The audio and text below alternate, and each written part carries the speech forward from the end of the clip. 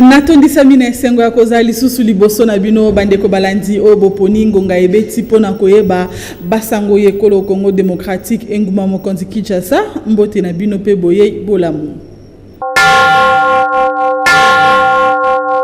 Tofongoli na politique soki Joseph Kabila aboyi ko appliquer accord ya Saint-Sylvestre transition eko salema sans yé. Wanande Maloba ya président ya Union pour la démocratie et le progrès social Félix Tshisekedi pe président et ensemble Moïse Katumbi Oyo ba salaki na interview na bango lundi 21 mai 2018 uta Washington na mboka États-Unis d'Amérique. Pirus Pembele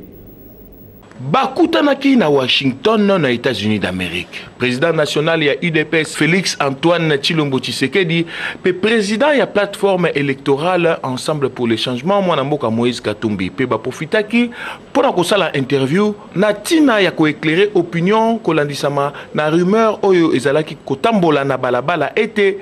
Félix Antoine Tshisekedi Tshilombo andimi kozala bongo nommé premier ministre na esika ya Bruno Tshibala. Kaka rumeur yango ezalaki koloba lisusu ete dialogue mosusu ezali kolengelama. Moïse Katumbi na maloba na ye alobaki boy. Tozali ensemble tope tozali elongo pe tozali na peuple na sima. Lelo penza bo comprendre biso malamu. Bato nyonso basengeli bayoka biso bien. Likambo ya kokende na dialogue songolo ezalite. Accord ya Saint-Sylvestre oyo ebimaki grâce ya misala ya baevêque ya Senko ezali nzela se moko oyo esengeli kolanda. Soki Kabila a appliqué yango te,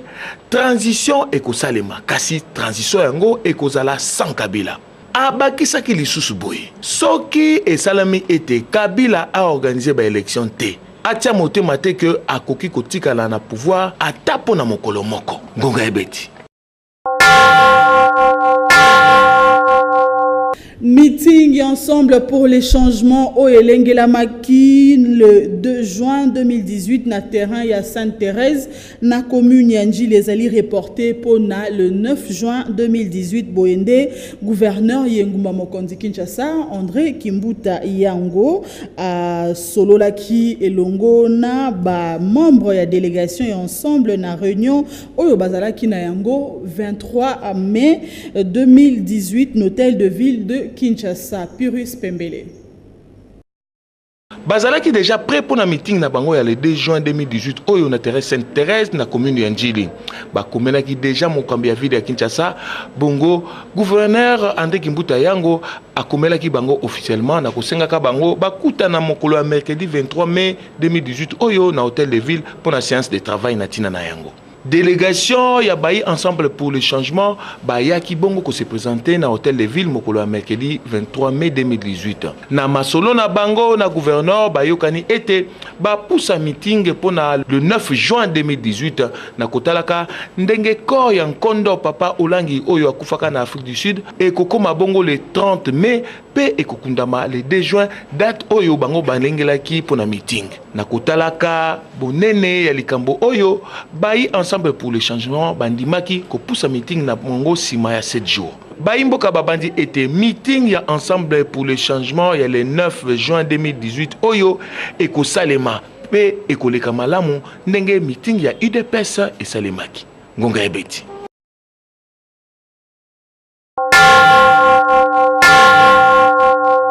Vice-premier ministre, ministre des Affaires étrangères, Léonard Cheo Kitundu, a bengamaki na plénière, na palais du peuple Liboso, ya ba députés nationaux, na bosenga, y honorable Henri Thomas Lokondo, pona ko lakisa soki, mbula matari a eu solution na situation, ya maison Schengen, Mija Aloua. Henri Thomas Lokondo, député national Azali Kosenga na vice-premier ministre en charge des affaires étrangères, Léonard Cheo Kitundu, a présenté na Bayimboka mesure nini azui nesika ya décision oyo azwaki ya kokanga maison Schengen pona kosalisa bato na bozui visa pambate et komi pasi na ba pays européens kopesa visa na République démocratique du Congo kolandisa ma décision ya kokanga maison Schengen. Atalisaki yango mokolo ya lundi 21 mai 2018 na plénière oyo ezalaki accès na ba travaux kolandisama na examen ya fonctionnement ya ordre national ya ba médecin vétérinaire ya République démocratique du Congo pe proposition ya loi portant statut ya accord diplomatique ya République démocratique du Congo pe asengi na bureau ya Assemblée nationale ba programmer commission ya question orale avec débat oyo kozala adressé na vice-premier ministre en charge des affaires étrangères Léonard Kitundu. Élu ya Mbandaka azali kondima ete décision oyo gouvernement congolais azu kokanga maison Schengen ezalaki mesure oyo esengelaki te po ezali kosala mabe mingi na ba congolais ke ba belge. Azali kobanza ete mesure oyo ezali konyokola population pamba te ezali na ba malade ba scientifique ba homme d'affaires oyo bazali na posa ya ko voyager kasi bazali kozwa visa te. Na occasion oyo azali kokamwa ndenge mbula matari ya proposer eloko mususu te sima ya kokanga maison Schengen alors que bamboka mususu basangani na Belgique pona likambo yango ngonga ebeti. Secrétaire général, il y a Ligue de jeunes, il y a Union pour la démocratie et le progrès social, maître Amissi Makutala Adolphe, Abeti Singonga, Kolandisama enlèvement, il y a maître Évariste Kalala, Oyazala Kibongo nommé secrétaire national adjoint, il y a droits humains, il y a UDPS, Azalina Micro, il y a Misha Aloua, P. Judex Makengo. Évariste Kalala. Azali, secrétaire national en charge il y a droits humains et UDPS, récemment nommé par le président Félix Tshisekedi, je cite. Alors, pour la biso, Azali, sentiment et indignation par rapport au comportement, il y a Azali, tenir le pouvoir public qui est en Bokanabiso, parce qu'enlever quelqu'un na ndakunaye na mbetunaye do ivni ko lakisa ke non péché à salaki ezali les faits à kola likolo ya mbetunaye to ya ko se retrouver na kati ya chambre naye. Or to yebi ke to ali na mboka o beko ezali soki bozali ko reprocher mutu soki mboka ezali ko reprocher mutu lo et sendeli bocha ina juge naturel naye pour qu'il statue sur son problème et que ba responsabilité ezala établie. Mais malheureusement de Kobisiga Azali il n'a pas de visite Azali na Batuarota l'a été, Azawana, par la volonté des individus, je crois que nous sommes en train de dénoncer. Nous voulons que nous soyons dans Katia Mboka où ils allaient démocratie et surtout où la République démocratique du Congo. Ils allaient sloganter, Motuna Motu, pas Azali Kolani Beko Azalate, mais ceux qui m'ont sali Mabé et c'est là un juge naturel pour comprendre que Mabé n'a salaki, Mbaloni n'est sengele azo. Donc, Bisso, Vali Kosepela Nalolenga Kosai la Makamboarate. Donc, bao bakolanda biso bakozo bakolanda biso soki ndeko Évariste kwete asalaki mabe esengeli batie na juzi a juger so ba condamner na mabe oyo ba ko reprocher mais kozwa mutu bongo okene na pe ko bomba na bisika oyo bato baebite famille na bazali na possibilité ko mona ete ezali ko sala passe azali terroriste te azali mwana mboka ata ba terroriste bino mo mona na poto ba bombeli ba place bazali bien no ya biso tokomi ko yibana tokomi ko sala na kanyoso ce n'est pas bon donc ba ono so bakola na biso on bazali na compétence ya ko apporter quand même le choix na par rapport au programme on problème on azali ko le kanamo vraiment ba apporter soutien na bango. Président ya convention nationale de Bembiste Nangambo ya commune ya Kimbantseke Ugmaka Abeti Singonga Kolandisa Mamilulu Oyo Alengeli dimanche 27 mai 2018 Nangonga 14h na Balabala Révolution numéro 260 commune ya Kimbantseke. Azali na micro ya Pyrrhus Pembele. On a invité Bango Baya le jour ya dimanche le 27, vaya, tout le temps, on a solo là, puis on a lancé un message, on a ressorti tout ya kwilo, qui mbata, et un groupement qui pend là-bas, on a l'idée, on a bango, qui ça, a bengisi, bango baya, tout sur la réunion stratégie, pour tout qui n'a pas qu'on a imbo, kabaz, elle déjà actif, déjà dans la carte à Masolong. Et quand on a la commune qui mbate, qui est dans le quartier, Fumukent, on a venu Révolution 260, baya, Béliwana, et pas ya chef ou ya groupement, Papa Mouzaba. Et parce que village d'Abisso, tout le monde s'est belé, mais cette fois-ci, on a déterminé. Donc ça là on va là on va ça à niveau intérieur parce que ba oyo bazwaka liboso en tout cas ba mega pe ko satisfaire ba monter mais on a déterminé malgré na kinois mais on a mabele na ngai il faut na tika sikabidi beaucoup na ba ya ba soutenir ngai ba projet oyo nga nazo ngako pratiquer en 2018. Évangéliste universel Benjamin Kawanga, Mokambia, mouvement citoyen debout congolais génération consciente Abeti Singonga kolandisama lutte ya ndeko Rossi Chimanga oyo asengeli bongo kokoba pe asengi na ba Kristo nyonso baye babongo na kotelema pambate bangonde esengeli bakamba ekolo Congo na mikolo ezaliko ya azali na micro ya Félix Ziola Sardou Dimbu pe Mija Aloua. Le message est de dire maintenant la vérité parce que le temps de Dieu est commis. Elingi koloba boye bao nyonso balobaki lukuta na kombo ya Nzambe pour na peuple congolais pour ba désorienter peuple congolais il faut ba retirer lukuta na bango.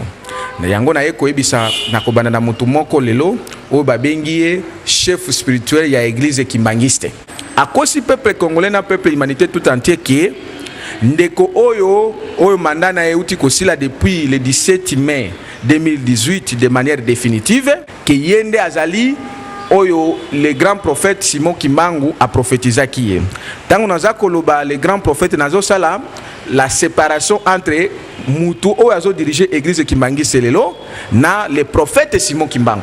oyo azali ki vrai prophète. Oh, prophétie wana oyo ndeko wana ya chef spirituel ya église Kimbangi Salobi ezali lukuta ke muto auti kosilisa manda na ye ezali yende oyo Simon Kimbangu a prophétisé parce que pambate Simon Kimbangu le prophète a prophétisé non seulement mutu a prophétisé d'abord les chiffres 4 lingi kolobani ni la 4e république oyo ekoya oyo ezali koya oyo Nzambe tata pesi biso pona komema bolamu ya peuple congolais na peuple africain et na humanité mobimba parce que le prophète azalaka ya mboka kakati bolamu oyo ezali na kati ya la république wana dans ce pays c'est pour amener la libération du Congo, de l'Afrique tout entière et de l'humanité tout entière. Parce que le Dieu véritable qui est Jésus-Christ, qui a envoyé le prophète Simon Kimbangu, c'est pour amener cette libération dans la divinité. Et Koloana, la République là, est dans la Bible. Les prophètes, Azalaki Moussa Nzambete, Bongo David, Azalaki Moussa Nzambete, et donc, Ezali ma discours, ya mensonge pour distraire le peuple de Dieu, le peuple chrétien qui est biso tozali, totika ba antichrist, ba antichrist, ba satanique, ba franc-maçonnerie, oyo Simon Kimbangu bande ko benga bango nini, ba sambela ka banzambe ba paya. C'est pourquoi Dieu nous a fait lever pour que to silisa makambwana peuple congolais ba combattant nyonso bazala debu bazala sima parce que kalamingi te tozo tonga monument. Oyo kobenga mana niveau ya rompo wileri to kobenga ngo monument ya Rossi Mukendi et ses compagnies. Maître Christian Beona moko ya bavoka ya baro ya Kisangani ya Beti Singonga na nzela ya singa kolandisama mobulu oyo eleki na province ya Chopo mercredi 23 mai 2018 na kati ya ba étudiant ya IBTP pe mapinga ya police. Irene Boulembi à Beti Singonga. Na IBTP Kisangani, ba étudiants baza ko déplorer comportement ya la police. Lobi police ezali kosala opération ya kotraquer ba motard abamettre manifester, batiki kolanda ba motard bakomi kobwaka ba gaz lacrymogène na IBTP. Non seulement basaccager ba bien na bango, bachef na secrétariat général académique na bango, ba na bureau ya mokonzi na bango, abi ordinateur, ba yibi ba téléphone, ba attaquer na ba étudiants ba mosusu bazoki ba mosusu ba biloko na bango ebongi yango wana ba étudiants bafilikaki basepeli na likambo wana te ya police batelemaki lelo na nzela mpona koprotester contre le comportement ya police alingaki bamanifeste yango wana bapolisi bayaki lisusu mpona kopanza bango me beti lisusu mbilinga mpo bamosusu bazoki bazwami na balopitalo na bato bafandaka nzinga mwasi moko azwaki masasi na ndo bon bakonzi bazali kosala makutano bakutanaki lelo na gouvernorat na décision moko ezwami nano te epai ya bakonzi toyebi kaka ke bakutanaki mais tolobi ke bakonzi ya justice militaire te bazalaki déjà saisi na kote ya IBTP mpona kosala baenquête kodégage baresponsabilité ya police mpona force disproportionnée na baintervention na bango. Nanga momosusu bosengeli koyeba ete ba petit commerçant ya nzela ya Kinshasa Brazzaville bazali ko réclamer ba marchandise na bango oyo bakanga epai ya directeur général ad intérim ya DGDA et salisi koyo 23 jours na koyeba ete bazalaki en ordre na ba taxe nyonso. Lili Maleka. Et ça, les 23 jours où tu as commencé à Kinshasa, Brazzaville, bazali ko sala ba démarche, ba va et vient pour na ko réclamer ba marchandise na bango oyo DGAI à DGDA Congolo Kabila akanga raison et banate pour bango nyoso bazalaki en ordre na ba taxe à l'état koyo ka pene $23,000 américains de ba futaka pour na ko bimisa biloko na bango bana mboka oyo bazali ko nyokoma pasi pe ko banga po biloko na bango ezali na sécurité te lisusu na kati ya ba marchandise wana biloko ebele ebebaka sima ya mwa tango soki basaleli te to babombi yango malamu te na ngambo mususu bakolo mituka oyo DGDA akanga po na kobomba biloko yango na tina ya kozanga ba entrepôt bazali pe kolela po moyen ba récupérer mituka na bango kokotisa misolo ezali te boyoka moko ya ba victime ndenge abetisi ngonga to futi pe mbongo ya douane le 27 millions oyo ebimaki na calcul. Après le 27 millions, auditeur baye basali audit totali na bango calcul bango pe babimisi ba montant na bango. À la grande surprise, toye komona ukanda moko ekiti babimisi biso montant il faut to futa 86 millions 700 et quelques de francs congolais. To sangani lisusu biso moko la sous-directeur na biso ya beach. Asaleli biso calcul wana aye ko binisa montant que non ezali 82 millions 558 to kamati mbongo wana ya 82 millions 558 to futi toke komona ye DG Congolo ya douane to lakisi ye mikanda wana alobi na biso ko futi mbongo ba droit nyonso tu mais etikali ba frais connex baye ko sala calcul la bango ya ba frais connex est tombé na 27 millions 426 millions. Tofuti pe. Obabi misabiso biloko, bazobi misabiso biloko. Mongongo ya bayi bazanga mongongo pe emoniseli ya maiboko kai komona te esali musala na yango. Oyo ezali dossier à suivre. Ngonga ebeti. Bavandi ya balabala Mosengo bazali kotungisa mapamba te érosion monene salemi na balabala na bango na commune ya Kimbanseke oyo ekaboli bongo nzela na biteni mibale libulu ekomi monene bakomi na kokoso pe na pasi pona koleka pe kotambola na ndenge esengeli Mija Aluwa pe Judex Makengo. Tozomi awa na commune ya Kimbanseke na balabala Mosengo na quartier Isanga wapi population eteni oyo bazali kolela mbula matari atalela bango likambo erosion oyo ebandaka muke kino ekomi munene boye pe kaboli nzela na biteni mibale moyen population aleka ezali te nzokande oyo ezali route principale oyo ezalaka kosunga bato kasi soki oleki lelo oyo ebongwana na libulu munene talatina ya population aleli na kobetisa ngonga boye likamna erosion oyo salami oyo elekeli biso parce que toyebelaki nzela oyo na lolenge ya ezali te ezalaki nzela moko principal moko même boulevard kute kosa mais lelo ndenge komeli boye donc nazomi bati naza komituna pe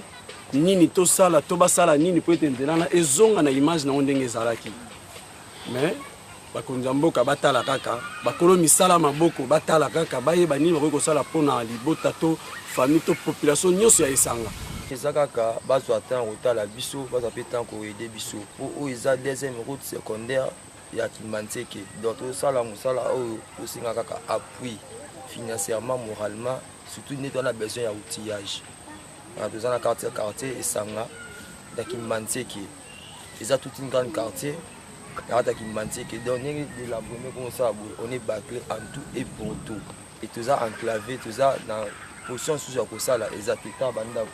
dans toute la population. Ils ont une circulation, donc ils sont presque à la fin.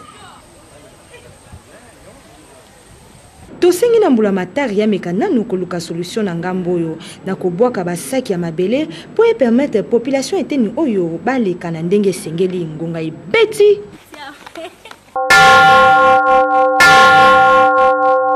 Population Yenguma Mokondi Kinshasa apesi makanisi na ye kolandisa masolo oyo ezali kosalema entre gouvernement pe plateforme ensemble oyo kamba mibongo na Moïse Katumbi Chapwe na tina ya meeting oyo bazali kobongisa na terrain ya Sainte-Thérèse. Rachel Mbula pe Patrick Lusala.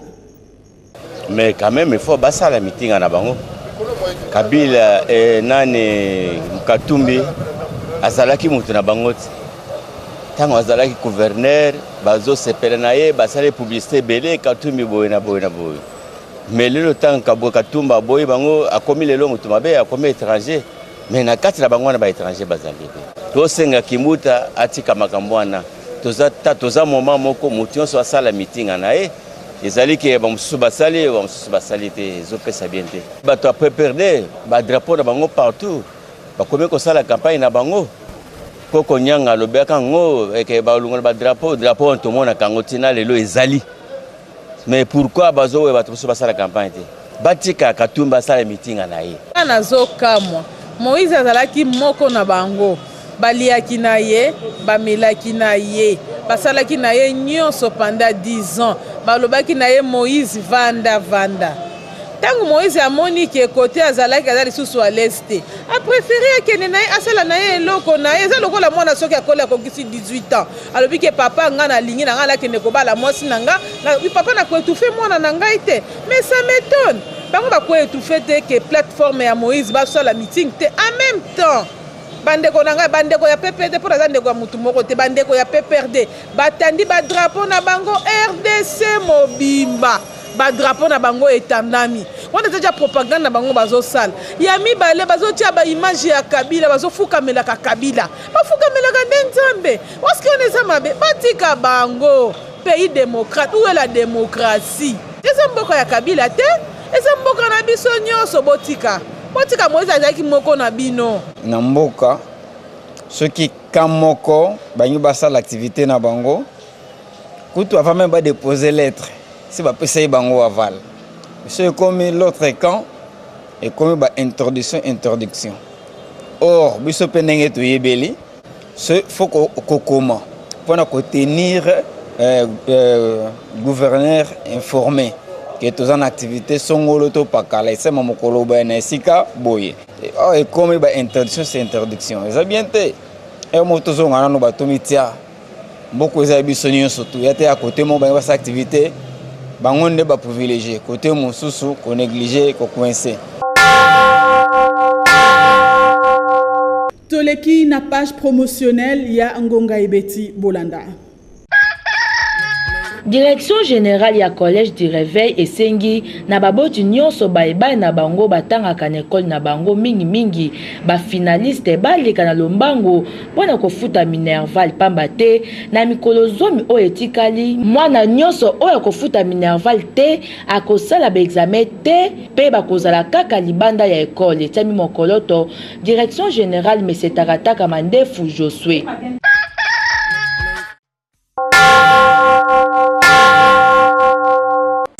Topé Guinée de bourgeois pouvoir à l'opposition. Bon à RDC Mobimba, nous avons en Angola, nous avons une invitation spéciale pour la lutte contre le criminel. Dès la salle qui tournait en Angola, nous avons pu voir même si dans la Namibie, des rosons en Angola, des rosons en Angola. Tu vas comprendre que les produits cosmétiques sont au bébé savate. Mais il y a un monde de cosmétiques à Zadi. Le cosmétologue le plus célèbre, Zamba Loposo, ou qui est PC Benga, Bango Moko Batu Bakonore, qui n'a pas le cosmétologue esthétien le plus célèbre. Banda la banda Moussa Nangai, Nazana Kukirate, inconvénients, conséquences, retour, aventurier, charlatan, apprenti, et belé contre le domaine de la cosmétique. Vous voyez maintenant tout dans ma poloté. Puisque cosmétique est dans le principe de l'ango. Enveloppe na biso bato babatelaka yango soki opendre otomenge epiderme enveloppe ya liboso obebisi yango ya mibale wana ekozala sans protection la barouge batampo bacancer banduka ebanda kosakanela yo alors mpona tobatela poso ezosenga mboya lombango na clinique ya docteur Guilain le bourgeois oyo ayebi mosala ya cosmétique ayebi valeur ya parfumerie epuis nazosala peine na bato baza na babouton baproduit approprié mpona baproblème ya batache bapoint noir baakine ezali barib nazosala peine na baoyo bazwi obésité bakomi deja baobese baoyo mpe bamoni ke bamolin makolo eza bien te epuis taille eza bien te toza na bayamado toza na bafumamwela baproduit ya bien donc agien de bourgeois na olandelo tant que professionnel taille ezala bien oyo amoni ke basuki ekatani epi croissance na suki na cheve eza suki te nazotraite bacheve malade Topé Guinée de bourgeois pouvoir à l'opposition po vivre balulaka ye na po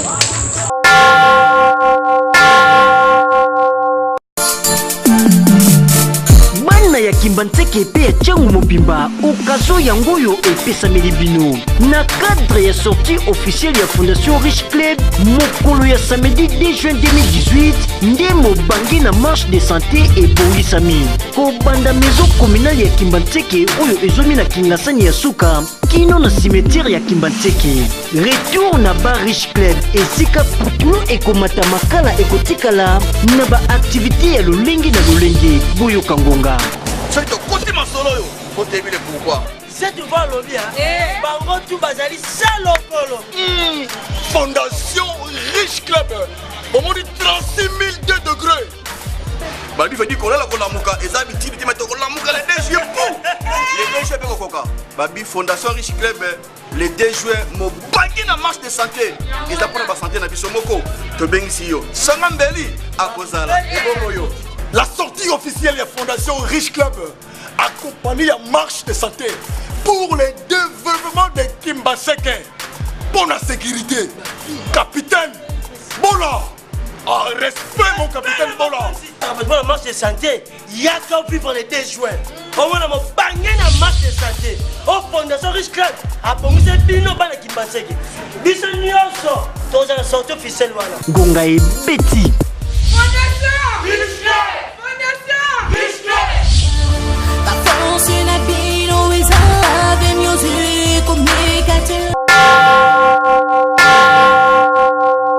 Milnok, Flat Hotel Moko na Kinkoli. Oui, nani andimaki te ke un jour RDC ekokoma na ba Flat Hotel pe restaurant oyo ezali na ba norme internationale yangoyo Flat Hotel Restaurant Milnok oyo ezomi na balabala mwengi numéro 1 na commune ya Ntsele Kinkole Pêcheur ezo répondre na ba norme internationale ezali na espace vert pona kozwa mopepe ba chambre ya kitoko bien climatisé na kati ezali na ba mbetu très confortable télévision installation hygiénique pona kotanga kaka wana groupe électrogène pour la assurance ya courant côté sécurité sans faute et suki wana te ezali pe lisusu na restaurant toujours na ba norme internationale cuisine ya libanda pe ya kati et simbami na ba cuisinier très expérimenté soki otie makolo na Flat Hotel Restaurant Milnok okopusana ke ozali na RDC ezali pe na salle kitoko pour la conférence na bino Flat Hotel Restaurant Milnok ezwami na balabala mwenge numéro 1 na commune ya Ntsele Kinkole Pêcheur référence maison communale. To prépare ma nyonso pour notre nyonso à l'aise olingi maboke olingi musuni olingi kayabo olingi hamburger nyonso yo sepela ezali na Milnok elemele. Voilà biso toza prêt pour nous recevoir yo oza mundele yo oza mutu mwindu yo oza africain parking oyo ko recevoir à plus ou moins 10 voitures. D'abord ils en ont pour la discrétion et puis de deux sécurité.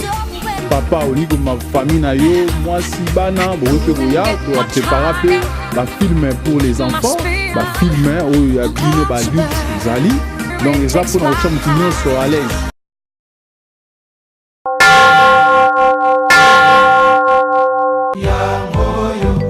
Auto-école Style Plus, la sécurité routière, c'est l'affaire de tous. Vous désirez apprendre en toute sécurité pour la formation adéquate du conducteur automobile, Auto-école Style Plus, la seule réponse à votre préoccupation. Auto-école Style Plus met à votre disposition des spécialistes en écolage automobile comme nulle part ailleurs. À l'auto-école Style Plus, devenez maître à bord du véhicule en 1 mois de formation normale. Si le temps vous fait défaut, pas de problème. Une formation accélérée de 2 semaines avec un horaire spécial de votre convenance règle l'affaire. Du lundi au samedi, de 9h à 11h ou de 14h à 16h, venez apprendre en toute sécurité. Auto-école Style Plus vous offre de nombreux services. Auto-école Style Plus, 6 38 boulevard du 30 juin, immeuble Mollard, appartement 2H, Kinshasa Gombe, référence 2 fois T. Avec un brevet de renommée Auto-école Style Plus, la révolution de l'apprentissage automobile en toute aisance. Auto-école Style Plus, la garantie d'apprendre en toute sécurité.